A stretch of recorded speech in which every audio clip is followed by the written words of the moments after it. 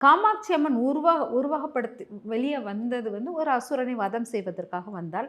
வதம் செய்தாள். வதம் செய்துட்டு அப்புறம் சிவனை அடைவதற்காக தவம் இருந்து, அப்புறம் சிவன் வந்து ஆட்கொண்டார் அப்படிங்கிற மாரி வரும். ஆனா, அவ அவதாரம் வந்து அசுரனை வதம் செய்வது. வதம் செய்த அப்புறம் அவளுடைய ஆட்சி தான் காமாட்சி ஆட்சி தான் இந்த இடத்த அவள சுத்தி உள்ள வட்டாரங்கள் ஃபுல்லா காமாட்சியுடைய ஆட்சி. அதனால தான் அந்த காமாட்சி அந்த காஞ்சிபுரம் பக்கம் அந்த சுத்தி சரவுண்டிங் எல்லாம் பார்த்தீங்கன்னா, எல்லா மூலவருக்கும் காமாட்சியுடைய துணைவி தான். அவ தான் துணைவியா இருப்பா. அதனால் மூலவர் எல்லாருக்குமே காமாட்சியுடைய அம்பாளுடைய இப்ப பார்த்தீங்கன்னா, நெல்லை அப்பனில் வந்து நெல்லை அப்பருக்கு வந்து காந்திமதி இருப்பாள். அது சிவன் பார்வதி தான். நெல்லை அப்பருக்கு காந்திமதி இருப்பார்.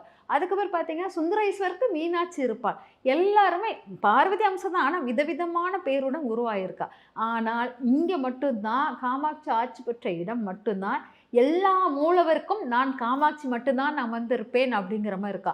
எல்லா கோயில்களையும் அவ அமர்ந்திருப்பது போல், எல்லா இல்லங்களிலும் நான் காமாட்சியாக உட்கார்ந்திருப்பேன்னு சொல்லிட்டு, எல்லா இல்லங்களிலும் அவ காமாட்சி விளக்காக காட்சி கொடுக்கிறாள்.